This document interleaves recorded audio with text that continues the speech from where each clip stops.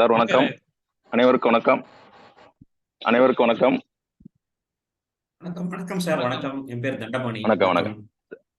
ஒரு நிமிஷம். இப்போ முறையான ஒரு அறிவிப்பு ஆரம்பிச்சிடலாம். அனைவருக்கும் வணக்கம்.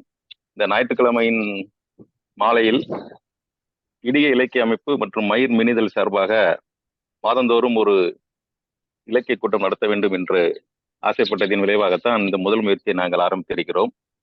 நண்பர் பாலா கருப்பசாமி, நண்பர் சக்திவேல், அப்புறம் ராயகிரி சங்கர் ஆகிய நாங்கள் இந்த கூட்டத்தை போன 20 நாட்களுக்கு முன்னாடியே திட்டமிட்டு ஆரம்பிச்சிருவோம்னு முடிவுக்கு வந்தோம். இந்த இடிகை இது 2வது கூட்டம்.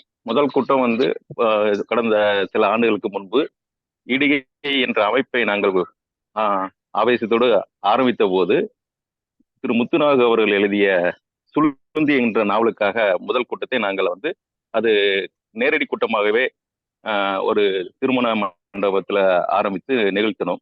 அந்த ஒரு கூட்டத்திற்கு அப்புறம் இணையவழி கூட்டங்கள் 2, 3 வேணுகோபாலின் படைப்புலகம் சார்ந்தும் எம் கோபாலகிருஷ்ணன் படைப்புலகம் சார்ந்தும் நாங்கள் நடத்தி அதை இணையவழியில் பதிவு செய்திருக்கிறோம். அதற்கப்புறம் பெருநோய் தொற்று காரணமாக முயற்சி தடைபட்டு போனது. நீண்ட இடைவெளிக்கு பின்பு இப்போது நாங்கள் மீண்டும் ஆரம்பித்திருக்கிறோம். முதலில் நான் என்ன அறிமுகப்படுத்திக் கொள்கிறேன். நான் ராயகிரி சங்கர், தீவிர வாசகர் என்றும் எழுதி கொண்டிருப்பவன். அப்புறம் உங்களை நீங்க அறிமுகப்படுத்துங்க. பாலா கருப்பசாமி சார். பாலா சார்.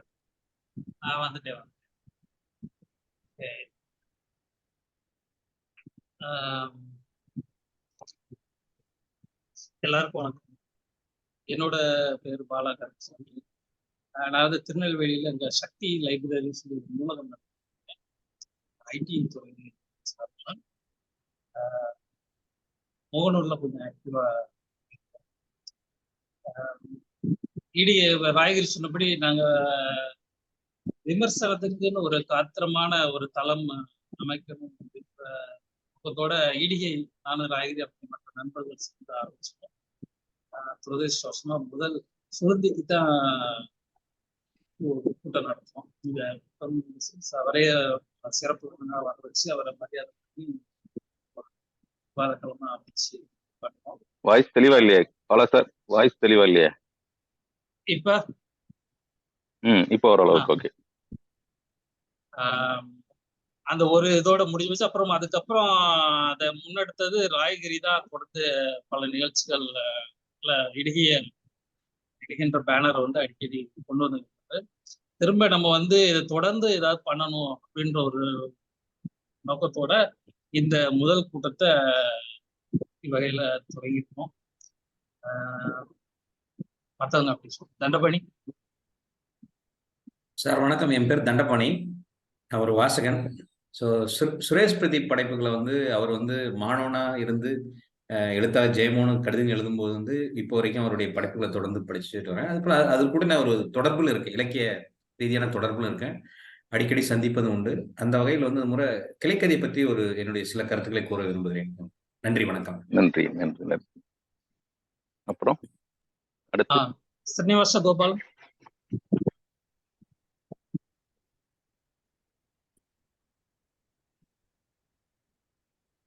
வணக்கம். வணக்கம். கேக்குதுல்ல? கேக்குதுங்க. ஸ்ரீனிவாச கோபாலன், வாசகன், பதிப்பாளர், காலதாரி. இல்ல, நான் கூடுதலாகவும் சில விஷயங்களை சொல்லியிருந்தேன். அவர் தன்னடக்கத்தோட சில விஷயங்களை சொல்லல. அலிசின்னு ஒரு பதிப்பகம் நடத்திக்கிட்டு இருக்காரு. அதற்கு முன்பாக தமிழின் பழமையான முக்கியமான படைப்பாளிகளோட நூல்களை மின் நூல்களாக மாற்றி கிண்டில் போன்ற ஊடகங்கள்ல பதிவேற்றம் செய்துகிட்டு இருந்தாரு. அவருடைய பெரிதான அடையாளம்ங்கிறது அந்த ஒரு முயற்சி தான். அச்சில் இல்லாத, மறுபதிப்பு காணாத பல முக்கியமான நூல்களை தொடர்ந்து அவர் கிண்டில் மூலமாக உலக தமிழ் வாசகர்களுக்கு கொண்டு போய் சேர்த்த பெரும் தொண்டு ஒன்றை ஆற்றிக் கொண்டிருந்தார். இப்பவும் அது சார்ந்த உழைப்பு. அதுக்கு அடுத்த படியாகத்தான் இப்பொழுது அலிசி என்கிற பதிப்பகத்தை நடத்தி கொண்டிருக்கிறார். அவருடைய முயற்சிகள் அனைத்தையும் அறிவேன், அவருடைய சேவைகள் அனைத்தையும் அறிவேன். வணக்கம் ஸ்ரீனிவாச கோபாலன். இப்போதைக்கு நம்ம 4 பேர் தான் இருக்கோமா?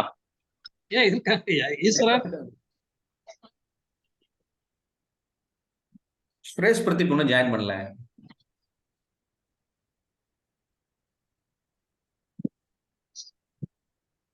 ஈஸ்வரன் சார் பேசுங்க ஓகே, சார். அடுத்து ராகவ் சார்.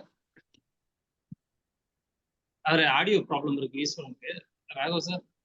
சரி, வணக்கம். ஒரு பொதுவான வாசகன், அவ்வளவுதான். சுரேஷ் பிரதீப் கொஞ்சம் முன்னே இருந்து படிச்சிருக்கிறேன், அவர் கூட தொடர்பு.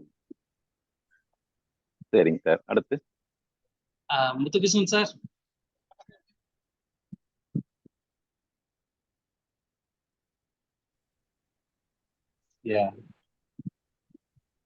வணக்கம். வணக்கம் சுரேஷ் பிரதீப் சில இது கட்டுரை எல்லாம் படிச்சிருக்கேன், வீடியோஸ் பார்த்துருக்கேன்.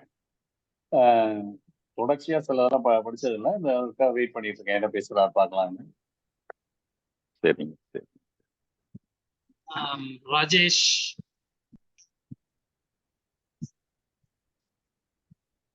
வணக்கம் வணக்கம் வணக்கம்.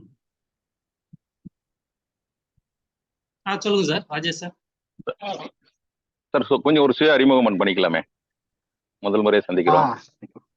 ஆமாம் சார். வணக்கம் சார். நான் இங்கே லண்டனில் இருக்கேன். சந்தோஷம். சுரேஷ் பிரதீப் நான் விஷ்ணுபுரம் விருது விழாவில் பார்த்து பேசியிருக்கிறேன். அவருடைய நண்பர்கள் எல்லாமே எனக்கும் நண்பர்கள் தான். சுரேஷ் பிரதீப்போட படைப்புகளை நான் படிச்சிருக்கேன். வேற இருக்காங்களா? நம்ம ஈஸ்வரன் சார் வாங்க. வணக்கம் வணக்கம் வணக்கம். டெக்னாலஜி பிரச்சனை. வணக்கம். கொஞ்சம் டெக்னாலஜி கொஞ்சம் வீக்கா, அதாவது உள்ள லேட் ஆயிட்டு. சரி. இலக்கியவாதிகள் டெக்னாலஜில நிபுணரா இருக்கிறது தான் சந்தேகத்திற்குரியது, வீக்கா இருக்கிறது இயல்பு. அப்போ இது ஃபர்ஸ்ட் ரெகக்னைசேஷன் தான் நினைக்கிறேன் நம்ம படிக்கவங்கிறதுக்குன்னா. ஆமா. எங்க இடிஐ குழுல ஈஸ்வரனும் ஒருத்தர். சரி பாலா, இப்போ இந்த கூட்டத்தை நம்ம ஒரு வரையறைக்கு பண்ணிடலாம். என்னன்னா, இப்போ கலந்திருக்கக்கூடிய 7 அல்லது 8 நண்பர்கள்ல யார் யாரெல்லாம் அவங்களுடைய வாசக அனுபவத்தை பகிர்ந்துக்க போறாங்கிறத முதல்ல கேட்டுடலாம். கேட்டுட்டு நாம இந்த கூட்டத்தை ஒரு 1 மணி நேரமோ 2 மணி நேரமோ இருந்தா அதுக்குள்ள அவங்க எல்லாருக்கும் பங்களிக்கிற மாதிரி நேர ஒதுக்கீடு நம்ம முதல்ல செஞ்சிடலாம். ஒண்ணு. ரெண்டாவது, இது 40 மினிட்ஸ் ஓடும் நினைக்கிறேன் இந்த இது, இல்லையா? டைம் லிமிட் உண்டு. ஆமா. இப்போ இதுல இணைஞ்சிருக்கிற மத்தவங்களுக்கு 40 மினிட்ஸ் கழிச்சு திரும்ப இதாகும் போது எப்படி அவங்க ரீஜாயின் பண்றது? அதுக்கான லிங்க் அவங்க எப்படி? இப்ப நம்ம ஏற்கனவே கொடுத்த லிங்க் வழியே வர முடியாதா? மறுபடியும் லிங்க் கிரியேட் பண்ணி அதை அவங்களுக்கு ஷேர் பண்ணணுமா? அப்படித்தான் அது வழியா வந்துடலாமே. அதே லிங்க் வந்துடலாம். சரி, ஓகே. வந்துடலாம். சரி. இப்போ முதல்ல அவர்கிட்ட இருந்து தண்டபாணியில இருந்து ஆரம்பிக்கலாம். தண்டபாணி சார். வணக்கம். இப்போ நீங்க பகிர்ந்து விரும்புறீங்களா? முதல்ல ஆரம்பிங்களேன், உங்கள்ட்ட இருந்து ஆரம்பிப்போம். ஓகே, நன்றி. ஆக்சுவலா சுரேஷ் பிரதீப் நான் பேச கேக்குதுங்களா? கேக்குது. some cross talk. Okay. Suresh Pradeep அவர் மாணவராக இருக்கும்போது அவருடைய எழுத்துக்களை தொடர்ந்து படிச்சுட்டு வரேன். அவருடைய பொன்னுலகு, அதே மாதிரி அவருடைய அந்த புதிய முதல் நாவல், அது அப்புறம் இப்போ லேட்டஸ்டா கிளைக்கதை வரையும் படிச்சுட்டு இருக்கேன். கிளைக்கதையில எனக்கு பிடிச்ச அம்சம் எதுன்னு பார்த்தீங்கன்னா, அவர் ஒரு இருமையிலிருந்து தொடங்குறாரு. ஆக்சுவலா இருமையிலிருந்து ஒரு ஒளிமான ஒரு நிகழ்வு துவங்குறார். அவரோட அந்த குழந்தை அந்த ஒரு நள்ளிரவில் பார்க்கும்போது அவருடைய அந்த கசப்பு நிறைந்த இருமை நிறைந்த உலகிலிருந்து வெளியேறி ஒரு உன்னத உலகக்குள்ள போகிறதுக்கான ஒரு தயக்கம் மாதிரி இருக்கு அவருக்கு ஆக்சுவலா. அதுக்கப்புறம் அவருடைய சிந்தனைகள் விரிந்து அவரை சுற்றி இருக்கக்கூடிய மனிதர்களுடைய ஒரு கதைகள், ஒவ்வொரு சாப்டரும் ஒவ்வொரு கதையா விவரிச்சிருப்பாரு. அதுல பாத்தீங்கன்னா ஓரளவுக்கு அதுல வறுமையோ இல்ல வேலையில திண்டாட்டமோ அது போன்ற எந்த இதுவுமே இல்லாம அவங்களுடைய அந்த நவீன இளைஞர்கள், அதாவது இந்த 90s ஒரு 2K கிட்ஸோட ஒரு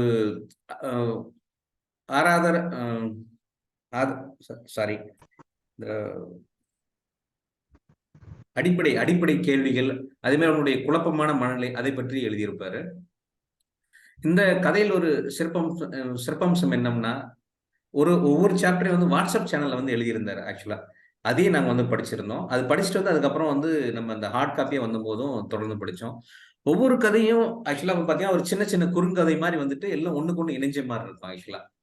நீங்க இந்த கதையிலிருந்து அந்த கதைய வந்து நீங்க வந்து எது ஸ்டார்ட் பண்ணணும்னு அவசியம் இல்ல. நீங்க கடைசியிலிருந்து நீங்க வந்து 2வது கதைய படிக்கலாம், 3வது கதைக்கு படிக்கலாம். ஒரு மாரி ஒரு வெப் மாரி, ஒரு வலை மாரி பின்னி இருக்கும் அந்த கதையோட சிறப்பு அம்சங்கள்.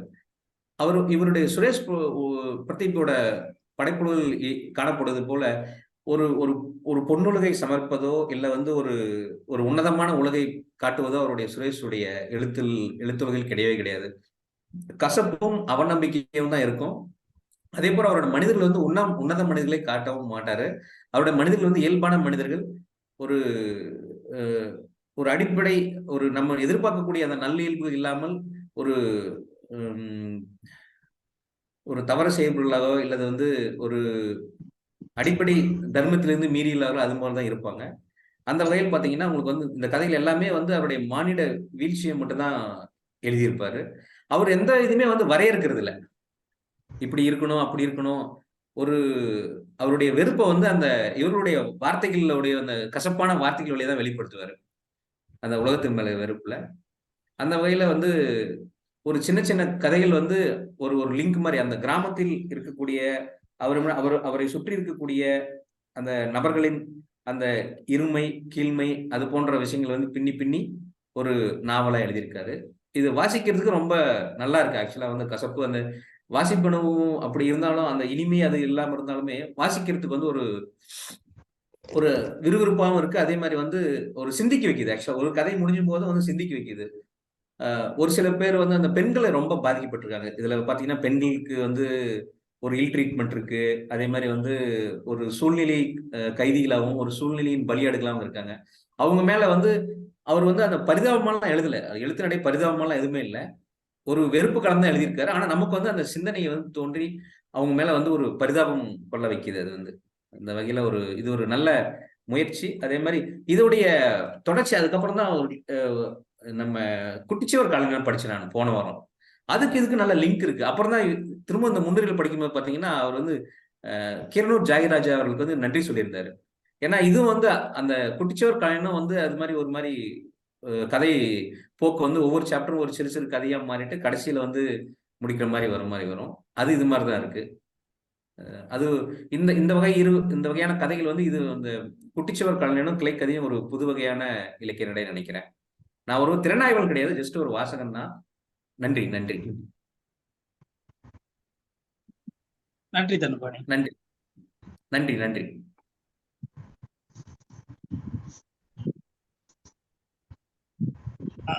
ராயரி நீங்க சொல்லுங்க. ராயரி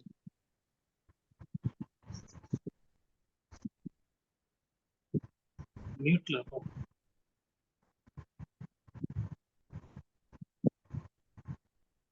ராயரி மியூட்ல இருக்கு. அன்மியூட். சார் இப்போ கேக்குதா? கேக்குது சார். கேக்குது. தண்டபாணி சார், இப்போ நீங்க சொன்ன மாதிரி குட்டிச்சுவர் கலைஞனுக்கும் கிளைக்கதைக்கும் ஒரு ஒப்பீடு இருக்குன்னு நீங்க சொல்றீங்க இல்லையா? ஒரு நாவல் மாதிரியெல்லாம் அது வந்து கதை வடிவம், அது கிராஃப்ட்பாங்க இல்லையா? அந்த செயின் தொழில்நுட்பத்துல ரெண்டு ஒரு மாதிரியான இணைப்புல இருக்கு அப்படிங்கிறீங்க. ரைட்டு. இப்போ சுரேஷோட புனை உலகத்துல நீங்க பலம், அதாவது விரும்பத்தகக்கூடிய உங்க மனதை வந்து ஈர்க்கக்கூடிய அம்சமா நீங்க எதை கருதுறீங்க? வாசித்தால் அவருடைய கசப்பு அவநம்பிக்கை. அது வந்து இப்போ அவர் வந்து ஒரு உலகை வந்து ஒரு அழகியல் உணர்ச்சியாவோ இல்ல வந்து ஒரு நேர்மறை தன்மை கொண்டதாக இல்லாம அவர் வந்து அந்த உலகின் மேல இருக்க அந்த கசப்பு அவநம்பிக்கையை வந்து எழுதுறாரு. அவர் ஒரு புதுமை புத்தனின் ஒரு நேரடி வாரிசுன்னு சொல்லலாம். சரி, ரைட். இப்போ என்னோட கேள்வி என்னன்னா, பொதுவா நவீனத்துவவாதிகள் எல்லாருமே இருண்மையும் கசப்பையும் தான் அதிகமா எழுதியிருக்கிறாங்க. அப்புறம் நம்ம பின்னவீனத்துவங்கிற ஒரு காலகட்டத்துக்கு நேர்மறை தன்மை வந்து கொஞ்சம் கொஞ்சம் வரும். ஆக்சுவலா ஒரு சில கதாபாத்திரம் நேர்மறை தன்மை மாதிரி இருக்கிற மாதிரி இருக்கும். இதுல அந்த மாதிரி எதுவுமே கிடையாது. ஓ சரி. பட் இருந்தாலும் வாசிக்கிறதுக்கு வந்து ரைட். இப்போ நம்ம வந்து இது பொதுவான ஒரு விவாதம் தான். ஏன்னா இந்த விவாதங்கள் வந்து அவரை நான் எப்படி புரிஞ்சு வச்சுக்கிறேன், உங்களுக்கு அவர் எப்படி அர்த்தமாகிறார் அப்படிங்கிற ஒரு புரிதலுக்காகத்தான் நம்ம இதை எடுத்துக்கிடுறோம். இப்ப நான் வாசிச்ச அளவுக்கு இந்த கிளைக்கதை 10 பாத்திரங்கள் ரெண்டுமே இன்றுதான் வாசித்தேன். வாசிச்ச உடனே எனக்கு ஒரு ஒரு பார்வை கோணம் ஒண்ணு மாறிச்சு. என்னன்னா, அவருடைய மொத்த படைப்புகளை நான் ஏகதேசம் வாசிச்சிருக்கிறேன். அதுல இல்லாத ஒரு புது அம்சம் இந்த இதுல கூடுதலா எனக்கு தெரிஞ்சிச்சு. உதாரணமா அதை நான் எப்படி சொல்ல விரும்புறேன்னா, ஆரம்பகால சுரேஷ் பிரதீப்போட படைப்புல ஒரு ஜெயமோனோட பாதிப்பு இருந்துச்சு. பிற்காலம் இப்போ உள்ள இந்த 2 நாவல்லே வந்து யுவன் சந்திரசேகரும் நம்ம கீரனூர் ஜாகிராஜாவும் பாதிப்பு இருக்கு அப்படிங்கிறது ஒரு மேலோட்டமான அவருடைய கதை சொல்லல் முறை. எனக்கு என்னமோ அந்த குட்டிச்சோர் கலைஞன் வடிவமா இருந்தாலும் அதுல சொல்லப்பட்டிருக்கிற துணி, அவர் கையாண்டு இருக்கிற உத்தி, இதெல்லாமே வந்து யுவன் சந்திரசேகருடைய பாணி. அதாவது யுவன் சந்திரசேகருடைய பாணி என்பது திரண்டு வரும் கருத்துக்களை இல்லாமலாக்குதல். நம்ம வந்து எந்த முடிவுக்குமே போய் சேர்ந்துடக்கூடாது அப்படிங்கிற மாதிரியான ஒரு நுட்பத்தை, அதாவது எதையுமே அறுதிட்டு சொல்றது கிடையாது. இப்படி இருக்கலாம், இல்லாமலும் இருக்கலாம், இப்படியும் இருக்கும், இப்படியும் இல்லாமல் இருக்கும். அந்த மாதிரி 3 சந்தர்ப்பங்களுக்கான ஒரு உத்தியை அவர் எல்லா கதைகளும் பயன்படுத்திட்டே இருப்பாரு. கதை திருநங்களை நோக்கி நம்மளை உந்தி தள்ளிக்கிட்டே இருப்பாரு. அந்த மாதிரியான ஒரு புரிதல் வந்து எனக்கு ஏற்பட்டுச்சு. அப்புறம் சுரேஷ் பிரதீப்போட உலகத்துல லட்சியவாதம்ங்கிறதே துளியும் இல்லையா? லட்சியவாத மனிதர்கள் லட்சியவாதத்தை அவர் எப்பவுமே முன் வைக்கிறது இல்லை. அவர் வந்து சுக்குநூற உடைக்கிறது அவருடைய வேலையை. லட்சியவாதிகள் அவர் பிடிக்காது. குறிப்பா காந்தியை பத்தி உங்களுக்கு தெரியும். ஆமா, இல்ல நான் என்ன சொல்ல வரேன்னா, இப்போ இதை நான் உதாரணத்துக்கு ஓசோட்ட இருந்து ஆரம்பிக்கிறேன். ஓசோ என்ன சொல்லுவாருன்னா, அவர் ஒரு பெரிய ரீடர். எனக்கு தெரிஞ்சு இந்தியாவில் அதிகமான புத்தகங்கள் வாசிப்பாளர்ல அவர் ஒருத்தர். ஆனா அவருடைய சீடருக்கு அவர் தொடர்ந்து போதிக்கக்கூடியது, நீங்க எதையுமே வாசிக்காதீங்க, எதையுமே அறிவை சேகரிக்காதீங்க, அது எல்லாமே குப்பைகள் தான், அதெல்லாம் வீண் தான், அது வந்து மனம் சார்ந்த விஷயம், நாம வந்து பேசக்கூடியது ஞானம்ங்கிறது மனத்தை தாண்டிய விஷயம் அப்படிங்கிற மாதிரியான ஒரு உரையாடல். ஒருத்தர் வந்து ஒரு விஷயத்த குப்பைங்கிறாரு, ஆனா அவர் வந்து 40 வருடங்களாக தொடர்ந்து அதை சேகரித்து உலகத்தில் இருக்கக்கூடிய அத்தனை அறிவு செல்வங்களையும் அத்தனை துறைகளை சார்ந்தும் ஒரு ஒரு புரிதல் உள்ள ஒரு நபராக தான் இருக்காரு. அதே மாதிரிதான் சுரேஷ் பிரதீப் ஒரு லட்சியவாதி இல்லையா? தொடர்ந்து இன்று நம்ம அவரை பேசுவதற்கான, அவரை பொருட்படுத்துறதுக்கு காரணமே அவர் தீவிர இலக்கியத்துல இடையறாமல் தொடர்ந்து இயங்கி கொண்டிருக்கிறாருங்கிற ஒரு முதன்மையான காரணம். இளம் படைப்பாளிகள்ல இவருக்கு வாய்த்தது போன்று நான் எல்லாரையும் வாசிக்கல, ஆனால் வாய்த்த அளவுல வந்து உத்வேகமான மொழியும், சொல்ல வந்ததை மிக எளிதாக ஆழமான விஷயங்களை கூட மிக எளிதாக சொல்லக்கூடிய ஒரு நுட்பமும் இவருக்கு கை வந்திருக்கு. அதனால இவரை வந்து நம்ம பொருட்படுத்த வேண்டிய, தவிர்க்கவே முடியாத ஒரு படைப்பாளியா, இடம்படைப்பாளியா நம்ம கொண்டாடிக்கிட்டு இருக்கோம். அப்போ படைப்பாளியாக இருக்கிறது, தொடர்ந்து கலை செயல்பாடுகளில் ஈடுபடுறது, இலக்கியம் சார்ந்த செயல்பாடுகளுக்கு தன்னை அர்ப்பணித்துக் கொள்ளுதல், இது எல்லாமே வந்து ஒரு லட்சியவாதம் தான் இல்லையா? இலக்கிய லட்சியவாதம் நான் பொருளியல் சார்ந்த லட்சியவாதம் நினைச்சிட்டேன். சாரி, இலக்கிய லட்சியவாதத்தில் அவர் மிக முக்கிய படைப்பாளி தான். அவருடைய எழுத்து முறை வந்து ஒரு கூறிய எழுத்து முறை, அதே மாதிரி இயல்பான அந்த உரையாடல் பாத்தீங்கன்னா கூறிய எழுத்து. எனக்கு என்ன கேள்வினா, எப்படி ஒரு லட்சியவாதி தன்னுடைய உலகை வந்து லட்சியமற்ற ஒரு உலகாக நமக்கு கையளிக்கிறார் அப்படிங்கிறது என்னுடைய முதல் கேள்வி. எனக்கு அது சார்ந்து ஒரு பதற்றமும் தவிப்பும் அவருடைய உலகக்குள்ள போய் இருந்துட்டே இருக்கு. நம்ம மேல சிந்தனை வந்து நாம தான் சிந்திக்கிற மாதிரி அவர் எழுத முடிவு செய்யறாரு. அது யுவன் சங்கர் அவருடைய படைப்புகள் நான் படிச்சதுல இது வரைக்கும். கீரனூர் ஜாகிராஜாவுடைய படைப்புகளை படிச்சிருக்கேன். அதனால இவர் எதுவும் முன்முடிவுகள் எதுவும் சொல்றது இல்ல அவரு. இந்த கடைசி கடைசியில பாத்தீங்கன்னா கூட அந்த கொரோனால ஒருத்தர் இருக்கிறார் இல்லையா, அந்த கடைசி வரைக்கும் பாத்தீங்கன்னா இப்படியும் ஒரு காரணம் இருக்கலாம் அப்படி மாதிரி முடிச்சிருப்பாரு. அது அந்த ஒவ்வொரு கதைக்குமே வந்து நீங்க அந்த வரியை பொருத்தி பார்க்கலாம். எதையும் நம்ம ஒரு தீர்மான முன்முடிவா வந்து கொடுக்கறது இல்ல அவரு. சரி, வேறு கருத்துகள் எது இருக்கா உங்களுக்கு பகிர்ந்து கொள்ள? அந்த இளம் எழுத்தாளர்கள் அவர் ஒரு மிக முக்கிய படைப்பாளி. அவருடைய எழுத்துக்களை படிக்கும் போது எனக்கு வந்து புலன்படுது. அது வந்து அதுல மாற்று கருத்தே இல்ல. நன்றி. அது மாதிரி டெக்னாலஜில ரொம்ப அட்வான்ஸ்ட், தொழில்நுட்பத்தில் ரொம்ப அட்வான்ஸ்ட். ஆமா ஆமா, அந்த மொபைல்ல எழுதுறது, ஒரு சில தொழில்நுட்ப இதெல்லாம் வந்து முதல் நாவலே அவர் மொபைல்ல தான் எழுதினாரு. அது எனக்கு அதிர்ச்சிகரமான ஒரு தகவலா தான் இருந்துச்சு. அவரை பயன்படுத்தி அப்ப நான் கூட என்னுடைய அபிஷியல் ஒர்க் எல்லாமே கொஞ்சம் அந்த மொபைல் தான் எழுதிட்டு இருக்கிறேன் இப்பெல்லாம் நானு. சரி, நன்றி. சரி பாலா, அடுத்த நண்பர் ஒரு நீங்க அவ்வளவுதான் பேசுங்களேன். இல்ல நம்ம தொடர்ந்து பேசுவோம் ஐயா, இடையிடையே அப்படியே பேசிட்டு நான் கடைசியா பேசுறேன். ஈஸ்வரன் சார்.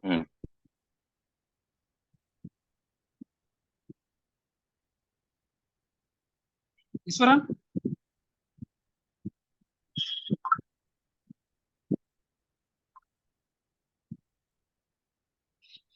சரி, அடுத்து நம்ம நண்பருக்கு கொடுங்களேன். நம்ம வேற பேச விரும்பக்கூடிய அலிசி பேசுறீங்களான்னு கேளுங்க. அண்ணா அலிசி அண்ணா சீனிவாஸ். அண்ணா கேக்குதா? கேக்குது ஈஸ்வரன். இப்ப கேக்குது கேக்குது கேக்குது. ஓகே ஓகே, இது வழக்கமான தொழில்நுட்ப சிக்கல் தான், வேற ஒண்ணும் இல்ல. சரி சரி நான் சரி. வந்து சரி, நீங்க இப்போ சுரேஷ் பிரதீப் குறித்து நீங்க எவ்வளவு நேரம் வேண்டாலும் பேசலாம், பேசுங்க. அவருடைய இவ்வளவு புனை பேச உலகம் வேண்டாமா? சார்ந்து. ஆமா இல்ல, ஆமா. நான் வந்து சுரேஷ் பிரதீப்பை படிச்சதே இல்ல. இடிகையில இருந்து மறுபடியும் அது இயங்க செயல்படலாம் அப்படின்னு சொல்லும் போது, இந்த புக் ஃபேர் நடந்திருக்கும் போது நான் அந்த கிளைக்கதை மட்டும் வாங்கினேன். அலிசியில சரிங்க. இருந்துச்சு. அந்த கிளைக்கதை இது ம் மட்டும் தான் ம் வாங்கிட்டு சரி அதை மட்டும் தான் படிக்க முடிஞ்சது. வேற ஏதோ ஒரு வசதி இல்ல. இந்த இல்ல கிளைக்கதை ம் ம் ம். பற்றி மட்டும் நான் என்ன சொல்ல முடியுங்கிறத மட்டும் பாக்குறேன். நிச்சயமா ஏன்னா நிச்சயமா நிச்சயமா. ஒட்டுமொத்தமா அவருடைய புனை உலகம் பத்தி நமக்கு பெருசா அறிமுகம் இல்லை.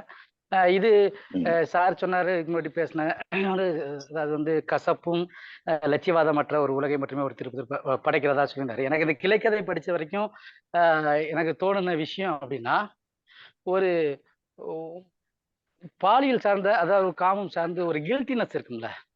அதாவது ஒரு இது செய்யக்கூடாது அப்படின்னு நினைச்சிட்டு ஏதோ ஒரு விஷயத்துல ஈடுபட்டு மறுபடியும் அதுல இருந்து வலுவி மறுபடியும் அதே விஷயத்துக்கு போகும்போது ஒரு கில்ட்டினஸ் இருந்துகிட்டே இருக்கும். ஆனா அதை விட தவிர்க்கவே முடியாது. கேக்குதா? சொல்லுங்க ஈஸ்வரன். கேக்குதுங்க, பேசுங்க. கேக்குதா? ஏன்னா இந்த கட்டலன்னா கதை சொல்றதே பெரிய கஷ்டமா இருக்கும் போல இருக்கு. அது மாதிரி சரி சரி. பேசுறதுக்கு முகம் தெரியாம ஒண்ணு இல்ல. அது நான் மாதிரி இந்த ஊட்டுறது கதை முழுவதுமே நாங்க வந்து ம், சொல்லுங்க அதாவது சொல்லுங்க. இந்த கதை வந்து நான் எப்படி புரிஞ்சுக்கிறேன்னா, லைஃபே நான் வந்து ஒரு பெரிய ஸ்கிரீன் பிளே மாதிரி தான் பாக்குறேன் பொதுவாவே. ஏன்னா ம் நம்ம 5 வயசுல சந்திக்கிற மனிதர்களோ இல்லாட்டி வேற எந்த காரணம் எந்த சமயத்திலும் சந்திக்கிற மனுஷங்களோ நடக்கிற விஷயங்களோ அது பின்னால நடக்கக்கூடிய ஏதோ ஒரு விஷயத்துக்கு லீடா இருக்கு. ஒரு சினிமா மாதிரி ம் ஒரு ஒரு ஒரு என்னன்னா கச்சிதமான ஒரு ஸ்கிரீன் பிளே தான் நம்ம லைஃப் அப்படின்னு நினைக்கிறேன். எதுவுமே வந்து சாதாரண இப்ப நான் ஒரு பாலாவை சந்திக்கிறேன் அப்படின்னா நான் ஃபர்ஸ்ட் இங்க வந்து யோசிக்கும் போது படிக்கிறதுக்கு அப்ப பெருசா எனக்கு புத்தகங்கள் கிடைக்காத நேரத்துல ஒரு பிட் நோட்டீஸ் கிடைக்குது கடையில. இத மாதிரி புக்கும் ஷீடியும் வந்து 2 கொடுக்குறாங்க அப்படின்னு. அவர் அந்த அன்னபூர்ணா பக்கத்துல வச்சிருந்தார் கடை. அப்போ நான் அவரை போய் பார்க்குறேன். அதில் காசு கட்டிட்டு அதில் சேர்ந்துட்டு அவர்கிட்ட புத்தகம் எடுத்துட்டு வரேன். அதுக்கப்புறம் அங்கே போய் கொடுக்குறது வைக்கிறதுல பெரிய சிரமம் இருக்கிறதுனால அடுத்த நாள் தொடர்ச்சியாக போக முடியல. ரொம்ப நாள் விட்டு போச்சு. ஆனால் விட்டு போய் ரொம்ப நாள் கழிச்சு கார்த்திகை பாண்டியன் கொஞ்ச நாள் இங்கே வேலை பார்த்தாரு. அப்போ அவரு சொல்றாரு, எனக்கு திருநெல்வேலியில் யாரையுமே தெரியாது, ஒரே ஒரு நண்பர் இருக்காரு அப்படின்னு சொன்னாரு. யாருங்க அவர் அப்படின்னு கேட்கும்போது அவர் பாலாவை சொன்னாரு. ஆச்சரியமா இருந்துச்சு. நம்ம இங்க இருந்துட்டு அவர் பார்க்க முடியல, அவர் எங்கேருந்து வந்து அவர் நண்பராக்கிட்டாருன்னா அவர் இந்த புத்தக சம்பந்தமா சந்திச்சிருக்காரு அப்படிங்கும்போது மறுபடியும் நான் அவரை போய் சந்திக்கிறேன். இப்போ அவங்க இடத்துல இன்னொன்னு கூட்டும் போது அதுல ஒரு மெம்பர் ஆகிறேன். இந்த கதையை நான் இப்படிதான் புரிஞ்சுக்கிறேன். ஒருத்தர் நினைக்கும் போது இல்ல அது அது இன்னொரு ஆள் மூலமா ஞாபகப்படுத்துது அந்த சம்பவங்கள். இப்படி இந்த கதை வந்து என்னன்னா ஒரு ஸ்கிரீன் பிளே மாதிரி ஒருத்தர் தொட்டு போகுது. ஆனா அது எல்லார பத்தியும் பேசும்போதும் அதுல இருக்கக்கூடிய ஒரே விஷயம் காமமா இருக்கு. அது ஒரு குறிப்பிட்ட ஏஜுக்குள்ள இருக்குமா இல்ல அதுக்கு தாண்டி இருக்குமா? இந்த கதையை ஒரு 20 வருஷம் கழிச்சு அவர் எழுதுனா இந்த சம்பவத்தை எழுதுவாரா, இதே மனிதர்களை வேற சம்பவமா நினைவு கூறுவாராங்கிறது அறுதிட்டு சொல்ல முடியல. ஏன்னா இப்போ அவரு சொல்லும்போது அவங்க சார்ந்த அந்த பிரத்யேகமான வாழ்க்கை, ஒரு தனிப்பட்ட வாழ்க்கை சம்பந்தப்பட்ட விஷயங்கள் வருது. இதுக்கடைய நிறைய தத்துவமும் அவர் தத்துவம் சம்பந்தமா அதை ஆராய்ச்சி பண்றாரு. இடத்துல அதை ஒரு எபிசோட் முடியும் போது கூட அவர் அந்த சம்பந்தப்பட்ட நபரோட இவருக்கு உள்ள ஒரு உறவுகளை இல்ல எந்த உறவு மூலமா அவங்க அறிமுகமாகறாங்க, அவங்களுக்குள்ள உறவு மற்றும் உறவு முரண்பாடு அதை பேசி முடிச்சுட்டு கூட அது ஒரு தத்துவமா தான் அதை விளக்குறதுக்கோ புரிந்து கொள்வதற்கோ இல்ல அப்படிதான் நான் புரிந்து கொள்வேங்கிற மாதிரி பேசிட்டு அதையே அவர் பகடி பண்றாரு. அது ஒரு முக்கியமான விஷயம் நினைக்கிறேன். என்னன்னா அவர் ஒரு பெருசா பேசிட்டு பேசான இது என்ன ஒரு மாதிரி ஒரு ஒரு பிலாசபர் இல்ல ஒரு தத்துவ ஞானி மாதிரி பேசணும்னு பகடி கூட பண்ணிக்கிறாருன்னு வச்சுங்களேன்.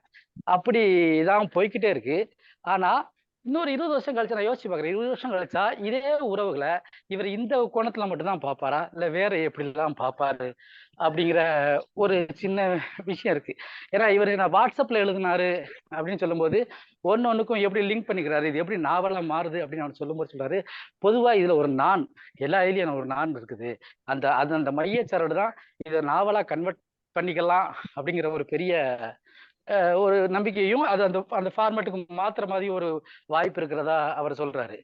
அப்போ இடையில என்ன இது இது புனைவா இல்ல உண்மையிலேயே ஏன்னா எப்போதுமே வந்து நீங்க வேற எந்த விஷயம் சொன்னாலும் யாருக்கோ நடந்திருக்கலாம், இல்ல எல்லாருக்கும் நடக்கும் அப்படிங்கிற மாதிரி ஒரு எண்ணம் இருக்கும். நீங்க பொதுவா காமத்தை பத்தி பேசினா மட்டும் இதுல யார் இருப்பா அப்படிங்கிற ஒரு சின்ன கியூரியாசிட்டி இருக்கும். இவரே இருப்பாரா, இல்ல இவர் யாராவது சொன்னதை கேட்டு செய்யறாரா, இல்ல கேள்விப்பட்ட கதையா அப்படிங்கிற ஒரு பெரிய குழப்பம் போது அவர் அந்த முதல் பாகத்தோட முடிவுல வந்து நான் யார் அப்படிங்கிற கேள்வியை கேட்டுட்டு அதுக்கு ஒரு பெரிய விளக்கம் கொடுக்குறாரு. சுரேஷ் பிரதீப் நான் யாரு, எழுதுறவன் தான் சுரேஷ் பிரதீப்பா, இல்ல எழுத்துக்கும் அவனுக்கு என்ன உறவு இருக்கு அப்படிங்கிற மாதிரி ஒரு பெரிய விஷயம் கொண்டு வர்றாரு. அப்ப இது தனக்கு நேர்ந்த அனுபவமா இல்ல கேட்டதா? ஏன்னா இந்த காமம் சார்ந்த விஷயத்துல மட்டும் அனுபவம் நேரடியா இல்லைன்னா புனைவுகள் வந்து ஒரு காசிப் மாதிரி ஆயிரும். அது பெரிய சிக்கல். ஏன்னா அதுல ஒரு சின்ன கதை வரும். டேய் அந்த ஒரு பையன் அவன் கூட ஸ்கூல்ல படிக்கிற பையன் நினைக்கிறேன். ஏதோ ஒரு பொண்ணை சொல்லும்போது ஏதோ சொல்லுவான். ஏன்னா அது மாதிரி நடக்கவே நடந்திருக்காது. ஏன்னா காசிப்பா போயிரும். அதை நம்ம வந்து ஒரு இதா ஒரு அதுல ஒரு இல்ல ஒரு குறுக்கீடு ஒரு குறுக்கீடு. அந்த சம்பவம் வந்து பள்ளியில ஒரு சக மாணவர் நான் வந்து அந்த அக்காவை அண்ணா இப்படி செஞ்சாருன்னு சொல்லி அதை பகிர்ந்து கூடாது. அந்த நினைவு சம்பவத்தை சொல்றீங்களா? அந்த முதலிரவு காட்சியை வந்து அந்த அக்கா இப்படி எல்லாம் அவர் பண்ணாரு. அது இல்ல ஒரு பையனும் ஸ்கூல்ல ஒரே ஸ்கூல்ல ஒரு நிகழ்வு வரும். ஆமா ஸ்கூல்ல அந்த பொண்ணு ஆமா அந்த பொண்ணு கேன்சர்ல செத்துவோம். இவ வந்து கைகளும் போகக்கூடிய சந்தர்ப்பத்துல நடக்குமே அந்த சம்பவம். ஈரமாகும் அது அப்படி நடக்க தெரிஞ்சிடும் நமக்கு அந்த சிக்கல் இருக்கு. ஆமா அது அவர் வந்து அவரு அந்த பொண்ணோட கைப்பட்ட உடனே தனக்கு பரவசம் ஆச்சுன்னு சொன்னப்போ அது விட கிடைச்சது. அப்புறம் நான் இது பாக்குறேன். இது முழுக்க இந்த மாதிரி காமன் சம்பந்தப்பட்டதாகவே போயிட்டு இருக்கு. எல்லாருக்குமே வந்து அதுல இடையில சொல்லுவாரு, தைரியங்கிற மாதிரி சொல்லும்போது சொல்லுவாரு, கை கூடாத அதாவது காமத்துல வந்து தைரியமா போல்டா அட்டன் பண்ண முடியாத இருக்கக்கூடிய ஒரு பிரச்சனை இருக்குங்களா, அந்த மாதிரி ஆளுகளுக்கு இது ஒரு பெரிய ஒரு இது ஒரு சொல்லுங்க. இந்த கதைகள் எல்லாமே அந்த காமம் சார்ந்து இருந்தாலுமே அது வந்து ஒரு மத்தவங்க சொல்லி கேட்கிற மாதிரி தான் வருது. ஆக்சுவலா இவர் சொந்தமா எழுதுற மாதிரி இல்ல. அது ஒரு புனைவு தருணம் தான். அதை வந்து அவருடைய சொந்தம்ல யாருமே கருதல. நானும் சொல்லல அப்படி அதோட ஊற்றுமுகம் என்ன பேசும்போது அந்த இளைஞர்கள் பேசும்போது அந்த காமம் ஒரு மிக முக்கிய பொருளா இருக்கும். அந்த வகையில் எழுதிருக்கலாம். அதைத்தான் சொல்றேன். நானும் அதைத்தான் சொல்றேன். நான் இது குற்றச்சாட்டெல்லாம் சொல்ல வரல. அதாவது வந்து என்ன நினைக்கிறேன்னா இந்த வயசுல இது மட்டும் பேசக்கூடியவங்க ஒரு 20 வருஷம் கழிச்சு இதே நபர்களை அவர் மறுபடியும் புனைவுக்குள்ள கொண்டு வந்தாருன்னா அதுக்கு வேற விஷயங்கள் இருக்கக்கூடுங்கிறதான் சொல்ல வரேன். இது மட்டுமே ரேகாவும் நதியாவும் இதே இருப்போட இருப்பாங்களா? ரேகாவும் நதியாவும் இதே இருப்போட இருப்பாங்களா? அவருடைய நினைவுல கேட்க வரீங்க. அவர் ஆமா நான் என்ன சொல்றேன்னா இது ஒன் சைடா எனக்கு பார்க்கும்போது என்ன பெரும்பாலும் இது ஒரு ஆணோட பார்வையில மட்டுமே இருக்கிற மாதிரி எனக்கு தோணுது. எனக்கு உளவியல் சார்ந்த பார்வை இருக்கு. அவருடைய உளவியல் சார்ந்த பார்வை இருக்கு. அதுவும் ஆண் மையத்துல இருந்து நோக்குற மாதிரியே தான் இருக்கு. நான் பொதுவாவே இந்த மாதிரி புத்தகங்களை படிக்கும்போது பாத்தீங்கன்னா என்ன ஆகுதுன்னா பெண்கள் அவங்க நோக்கி இது வந்து ஒரு பெண் சமூகத்துல பேர் வச்சுக்கலாம், அது முறை ஒரு காதல் கல்ல காதல் ஏதோ ஒண்ணு ஏதோ தொடர்பு அப்படிலாம் வச்சுக்கலாம். நான் அந்த ஒழுக்கம் சார்ந்தெல்லாம் பேசவே வரல. அது என்ன நோக்கம் இல்ல. நான் என்ன சொல்றேன்னா இவங்க ஒரு அட்டன் பண்றாங்கல்ல, இது வந்து இங்க இருந்து ஆணோட பார்வையில அவங்க வர்றது போறது இவங்க அது மேற்கொள்ள முடியாம போறது அதெல்லாம் ஒரு பக்கம் இருக்கட்டும். ஆனா அந்த பெண் இந்த சைடு வர்றதுக்கு உண்டான நியாயம் ஒண்ணு இருக்கும்ல, என்ன காரணம் இருந்தா இந்த இப்படி ஒரு வாய்ப்புக்கு வரும் அப்படிங்கிறது வந்து எனக்கு தெரிஞ்சு இந்த மாதிரி கதைகள் சொல்ற எந்த இதுலயுமே இல்ல, ரொம்ப கம்மியா இல்ல. ஆனா ஒரு நாவலுக்கு அதுக்கான தருணங்கள்லாம் இருக்கு இல்லையா? ஒரு சிறுகதையில சொல்லாட்டாலும் ஒரு பெரிய இதுல ஒவ்வொரு எபிசோடும் ஒவ்வொரு நாவலா விரியுதுக்கு உண்டான தருணங்களோட தான் ஆரம்பிக்க முடியுது. அதுதான் பெரிய எனர்ஜியை கொடுக்குது. என்னன்னா இது ஒரு பெரிய ஒரு கான்ஃபிளிக்ஸ் ஒரு பக்கம் 1.5 பக்கத்துல ஒரு நாவலுக்கு உண்டான கான்ஃபிளிக்ஸை ஏற்படுத்திட்டு அதை பத்தி பேசாம அடுத்தடுத்து ஒரே சம்பவம் நடக்கு, ஒரே கான்ஃபிளிக்ஸ் வந்துட்டே இருக்கு. ஆனா அதை பத்தி பெருசா பேசவே இல்லை. இது ஒரு வாசக இடைவெளியா நீங்க எடுத்துக்கிட கூடாது. கேக்குது நீங்க இத ஒரு வாசக இடைவெளியா ஒரு ஷார்ட் ஸ்டோரியில நீங்க வாசக இடைவெளியா எடுத்துக்கலாம். ஆனா ஒரு நாவல் முழுக்க ஒவ்வொரு பத்தியும் இப்படி வாசக இடைவெளியா போயிட்டு இருந்தீங்க ஆயிடுச்சு. அதுக்கு நான் ஏன் படிக்கணும்? ஒட்டுமொத்தமா அதாவது ம். நான் இல்ல நான் என்னோட அப்படி இல்ல இருக்கிறது நான் தான். வந்து இதுக்கு இல்ல என்னோட அலிஷ் சார், வெயிட் அவர் சார் சொல்லி முடிக்கிட்டு அப்புறம் நம்ம இது வேகம் பண்ணலாம். நீங்க அது சொல்லுங்க சார். அதுக்கு மேல பேசிக்கலாம். ஏன்னா நான் ம், ஒவ்வொரு ம், எபிசோடுமே ஒரு பெரிய கான்ஃபிளிக்ட உருவாக்கிடுச்சு. ஆனா அடுத்தடுத்து ம், எல்லா சம்பவம் அது எனக்கு தெரிஞ்சு ஒரே சம்பவமா இருக்குது. அதுல அதுல ம், அதை எடை போடக்கூடிய இல்ல அதுல இருந்து ஒரு புரிதல் நோக்கி நகரக்கூடிய இல்ல அதே நீங்க சொன்ன மாதிரி யுவன் சந்திர பாணியில வந்து இப்படி இருக்கலாம், இப்ப எல்லாமே போகலாம், இல்ல என்னால அந்த இறுதி முடிவை எட்டவே முடியல அப்படின்னு சொல்லக்கூடிய ம், ஒரு ம், தன்மையோட தான் அது முடியுது. ம், தத்துவச்சனா ம், முடியுது. ஆனா அது அது என்னவா ஒரு ஒரு மனசகிப்புக்குள்ள என்னவா ஆகுதுங்கிறத பத்தி பெருசா ஒருவேளை ம், நான் இது என்ன நினைக்கிறேன்னா இது வாட்ஸ்அப்ல வந்து ஒரு ஒரு 4 ம், பதிவு போடுறாங்க. அது வந்து ரெகுலரா ம், ம், நாவலுங்கிற போட்டு எழுதல. அப்படிங்கும்போது அதுக்கு ஒரு வரையறை ம், இருக்குல்ல. அந்த வரையறைக்குள்ள ம், எழுதி ம், அதை அப்படியே நாவலாக்குறதுனால வந்த சங்கடமான்னு தெரியல எனக்கு. ம், ம், ம். ஒரு நாவலா சரி. யோசிக்கிறேன்னா இதை நான் யோசிக்கிறேன். ம், முதல் ம், பகுதியும் 2வது பகுதியும் வாட்ஸ்அப்ல தொடர்ச்சியா ம், எழுதியிருக்கிறாரு. கடைசி பகுதி ம், தான் இதுக்கு இது நாவலுக்கு எழுதியிருக்காரு. அதுதான் உண்மையில நாவலுக்கு உண்டான விஷயமா ம், இருக்கு. ம், ம், வித்தியாசம் துண்டா தெரியுது. இது ம், ம். நாவல்னு கன்ஃபார்ம் ஆனதுக்கு அப்புறம் எழுதின பகுதி அது கரெக்டா இருக்கு. 3ஆம் ஆனா பகுதி இது மட்டும். இன்னும் ம், ஆமா. முதல் 2 பகுதியும் ம், முதல் பகுதியில அதாவது வந்து 2 விஷயம் என்னன்னா ஒரு தொடர்ச்சியா இல்லாம ஒவ்வொரு நாள் எழுதுனாலே எனக்கு இல்ல இந்த கூர்மதி கொண்ட வாசகர்களேன்னு ஒண்ணு அடிக்கடி ஒண்ணு வருது பாத்தீங்களா? ஐயோ கொடுமையா இருக்காது. அது அது அது அது இல்ல அது நான் ஒண்ணு சொல்றேன். இல்ல சார், இல்ல அது ஒரு கிளைம் இரு, தானே. அதை ஏன் நீங்க இல்ல இல்ல இருங்க, அது இருங்க. ஒரு கிளைம் தானே. ராயகிரி டிஃபெண்ட் பண்ணிட்டே இருக்காங்க. அவர் பேசட்டும். இல்ல நான் சொல்லிடுறேன். அது ஒண்ணும் பிரச்சனை இல்ல. எனக்கு அது என்னவா ம், இருந்துச்சுங்கிறது தான் வேற ஒண்ணும் இல்ல. அது ம், இது ம், மாதிரிதான் ம். எல்லாத்துக்கும் இருக்கணும் எந்த அவசியமும் கண்டிப்பும் இல்ல. கிடையாது. ம், ம், படிக்கிறதுனால சொல்றது ஒண்ணும் இல்ல. ஏன்னா லட்சுமணன் ம், ஒரு ம், நாள் என்கிட்ட சொன்னார் பேசிட்டு இருக்கும்போது. ம், அவருடைய கட்டுரை ம், படிச்சுட்டு ஜெயமோகன் சொன்னதா அந்த கின்றேன் ம், என நினைக்கின்றேன் வைக்கின்றேன் இந்த கின்றேன் மட்டும் தொடர்ச்சியா வந்துகிட்டே இருக்கா அப்படி இருக்கக்கூடாது ஒரு கட்டுரைல. அது அயற்சியை கொடுக்கும் ம், அப்படின்னு ம், அவர் சொன்னார். நான் அதுக்காக சொல்ல ம், வரல. ம். அப்புறம் நிச்சயமா. லட்சுமணன் பத்தி உங்களுக்கு தெரியும். அவர் வந்து அவருக்கு ஒரு விஷயத்த சொல்லிட்டாருன்னா அதுக்கு சாலிடா என்ன எவ்வளவு வாதம் வைப்பாருன்னு தெரியும் உங்களுக்கு. ஆனா அவர் சொன்னாரு ம், இது நான் ம், ஏத்துக்கிறேன் அப்படின்னு சொல்லிட்டு அதை நான் ம், கான்சியஸா நான் எழுதும்போது தவிர்த்ததுக்கு அப்புறம் அது கொஞ்சம் நல்லா இருக்குமா பெட்டரா இருக்குன்னு சொன்னாரு. அந்த மாதிரி என்னன்னா ஒரு வார்த்தை ம், திரும்ப திரும்ப வரும்போது அது என்னவோ ம், ஒரு மாதிரி இருக்கு. அது ஒண்ணு இந்த நீட்டுகிறேன் அப்படின்னு ஒரு வார்த்தை இருக்கு. வாய்க்கால் ம், ம், ம், சொல்லுவாங்களே அந்த மாதிரி வார்த்தைகள் அந்த மாதிரி ம், ம், விஷயங்கள் வந்து சொல்லும்போது ம், கொஞ்சம் ஆனா பொதுவா இந்த நாவல் அதுல ஒரு கவிதை ஒண்ணு இருக்கு. அதாவது ஒரு ம். ஒரு நிமிஷம். குட்டி பாப்பா பத்தி ஒரு குட்டி அதாவது வந்து குட்டி பாப்பா வந்து இல்ல இல்ல இல்ல இல்ல இல்ல. கைவிடப்பட்ட வீடொன்றை தானே பார்த்து நிற்கிறது. வீடொன்றை தானே பார்த்து நிற்கிறது தன் சிதைவை அப்படின்னு ஒரு கவிதை ஒண்ணு இருக்கும் அதுல. ம், ம், கைவிடப்பட்ட ம், ம், வீடொன்று ம், ம், தானே பார்த்து ம், நிற்கிறது தன் சிதைவன். இது வந்து அப்படிதான் ம், நான் ம், ஒரு ஒரு ஒரு ஸ்பிளிட்டா ஒரு விஷயத்துல ஸ்பிளிட் ஆகிட்டே இருக்கக்கூடிய ஆளா. ஏன்னா இவர் அது ஒரு விஷயம் அந்த எல்லா சம்பவத்திலும் இவர் இருக்காரு. ஒண்ணு அதுல பார்ட்டிசிபெண்டா ம், இருக்காருன்னு வச்சுக்கிடுமே ஒரு விஷயத்துக்கு ம், பார்ட்டிசிபெண்டா ம், இருக்காரு இல்லாட்டி இது ம், விலகி நிக்க பார்க்கக்கூடிய 3ஆம் ஆளா இருக்காரு. அப்படி இருக்கும்போதே ம், ம், அவருக்குள்ள என்ன நிகழுது அந்த சம்பவத்தை பத்தி. ம், ஏன்னா ம், ஒரு ம், பெரிய எழுச்சி தரக்கூடிய ஒரு பெண்ணோ அதை பற்றின ஒரு கனவோ அது முடிஞ்சதுக்கு அப்புறம் பெரிய கீழ்மை உணர்வையும் இல்லாட்டி ஒரு ம், மாதிரி அசுசையும் கொண்டு வருது. ம், 2 ம், இடத்துல எனக்கு அவர் சொல்றதுல கொஞ்சம் நான் ஏன் அது பெண் பார்வையில இல்ல அப்படிங்கறத நான் சொல்ல வரேன்னா ஒரு இடத்துல வந்து ம், இவரு அந்த பையன் வந்து நீங்க சொன்னீங்களா அந்த விஷயம் தான். பக்கத்து வீட்டு பாலமுருகங்கிற ம், பையன் ம், வந்து பக்கத்து வீட்டு அண்ணன் கல்யாணம் ம். பண்ணிட்டுறா அந்த அக்கா வந்து பேசுவாங்க. ஆமா. அந்த அண்ணன் எப்படிலாம் என்ன செய்வாங்கன்னு சொன்னாங்க அப்படின்னு சொல்லும்போது அவர் சொல்றாரு எனக்கு பெண்கள் மேல பயம் வந்துட்டுன்றாரு. இல்ல ஒட்டுமொத்த இல்ல அவர் பெண்கள் எப்படி மேலயுமே. சொல்றாரு ம், ஆமா ம், அதே மாதிரிதான் ம், இன்னொரு இடத்துல ம், அசூசியா ஆயிட்டு அப்படிம்பாரு. அவன் என்ன ம், சொல்லுவான்னா ம், டே நம்ம ஆளுதான்டா போயிட்டு வாடா நான் வேணா சொல்றேன்னு சொல்லுவான். அவர் ஸ்கூல் பையன். அந்த ம். இடம் தெரியுதா உங்களுக்கு? அழகா ஆமா, இருந்தவங்க ஆமா. Lover okay. போயிட்டு அப்ப அப்ப ஆக்சுவலா அந்த பையன் மேல எனக்கு அசூசியம் வந்திருக்கணும். ஆனா அந்த பொண்ணு மேல அசூசியம் வந்து ம், சொல்லுவாரு. கனிமொழிங்கிற பொண்ணு மேல நினைக்கிறேன். ம், ம், ம், ரைட்டுன்னா அதான் பேரு. அப்படிம்பாரு. ம், ம், அப்பவே எனக்கு மறுபடியும் ம், டாக் ஆச்சு. ஏன் மறுபடியும் ஆனோட பேர்ல என்ன என்ன இதுல என்ன பிரச்சனை வந்து அது பொண்ணுக்கு சம்பந்தமே இல்ல. ம், ம், ஒட்டுமொத்த ம், பெண்ணுக்கு மேல ஒரு பயமாவும் அசூசியாவும் ஏன் மாறுது? அதுக்கு ம், பின்னால இருக்க உளவியல் என்ன?